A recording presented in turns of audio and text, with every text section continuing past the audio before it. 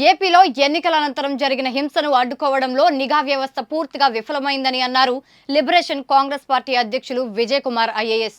ఎన్నికల అనంతరం జరిగిన హింసలో ఎన్నికల కమిషన్ ఎటువంటి దర్యాప్తు చేయకుండా కేవలం చీఫ్ సెక్రటరీ ఇచ్చిన నివేదిక ఆధారంగా ఐఏఎస్లపై చర్యలు తీసుకోవడాన్ని తమ పార్టీ వ్యతిరేకిస్తుందని అన్నారు. Election commission CEO Mukesh Kumar మీనాను కలిసిన ఆయన చర్యలు తీసుకున్న ఐఏఎస్, ఐపీఎస్లకు తిరిగి పోస్టింగ్ ఇవ్వాలని కోరారు.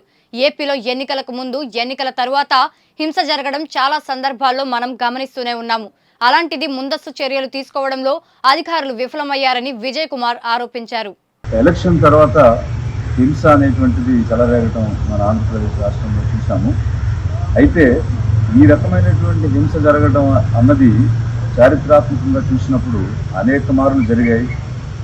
బదిరికుప్పంలో చాలామంది ఓట్లు వేశారని చెప్పి ఇల్లు తగలబెట్టినప్పటి నుంచి చిత్తూరు జిల్లాలో కానీ, అనంతపురం జిల్లాలో కానీ, పాత గుంటూరు జిల్లాలో కానీ అనేక రకమైనటువంటి హింసలు జరిగినటువంటి విషయాలు మనకు తెలుసు.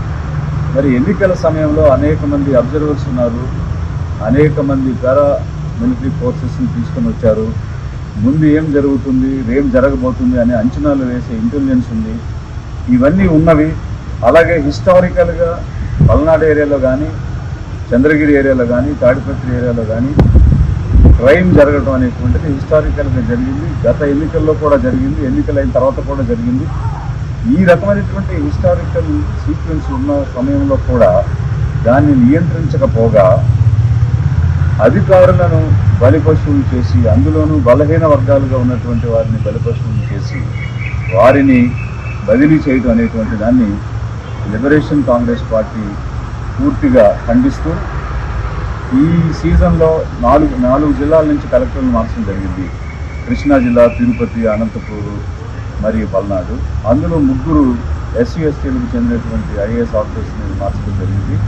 మరి 26 జిల్లాల్లో అనేక రకాలైనటువంటి అంశాల్లో నలుగురిని మార్చడం, ఆ నలుగురిలో 3 ఎస్సీ ఎస్టీని మార్చడం అనేది వివక్షపూరితంగా సాగుతుందనేటువంటి విషయాన్ని మేము ఎన్నికల కమిషన్కి ఈరోజు సీఈఓని కలిసి ఇవ్వడం జరిగింది. అలాగే ఎలక్షన్ కమిషన్ కూడా ఈ రిప్రజెంటేషన్ పంపిస్తూ ఉన్నాము.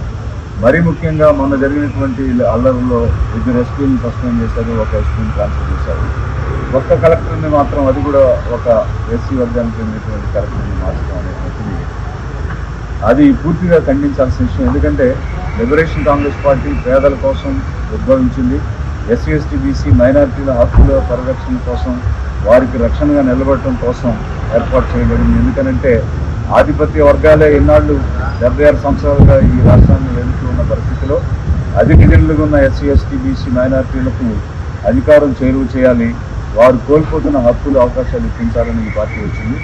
ఇలా జరుగుతున్నటువంటి సమయంలో మరి ఒక అంచనా ఉన్నా దాన్ని నియంత్రించడంలో విఫలమై కేవలం రాష్ట్ర ప్రభుత్వం ఇచ్చినటువంటి చీఫ్ సెక్రటరీ, డీజీపీల నివేదికల ఆధారంగా ఇలా కలెక్టర్స్ని మార్చడం అనేటువంటిది చాలా పొరపాటు. ఎన్నికల సంఘం కూడా ఒక హై లెవెల్ ప్రిలిమినరీ ఎంక్వైరీ చేసి ఉండాల్సింది, ఇండిపెండెంట్ ఎంక్వైరీ చేసి ఉండాల్సింది. పూర్తిగా సిఎస్ ఇచ్చిన రిపోర్ట్ని ఆధారంగా తీసుకుని బలహీన వర్గాలను బలిపశువులు చేయడం అనే దాన్ని మేము ఏ విధంగానూ ఒప్పుకోవడం లేదు. ఎన్నాళ్ళు ఇలాంటి విషయాలు ఎవరు అడిగేవారు లేరు, వీరి తరపున అడిగేవారు లేరు కాబట్టి విచ్చలవిడిగా వారు నచ్చినట్టుగా చేసుకుంటూ వెళ్ళిపోయారు. ఇప్పుడు ఒకడు వచ్చాడు, అడిగేవారు వచ్చారు. ఖచ్చితంగా దీన్ని మేము పోరాడతాం, న్యాయం కోసం పనిచేస్తాం. అందులో భాగంగానే ఈరోజు సీఈఓని కలిసి మీరు తీసుకున్నటువంటి చర్యల్ని రివర్ట్ చేయండి, మళ్ళీ శివశంకర్ని కలెక్టర్గా పల్నాడుకి తిరిగి ఇవ్వండి అని చెప్పేసి మేము అడగటం జరిగింది.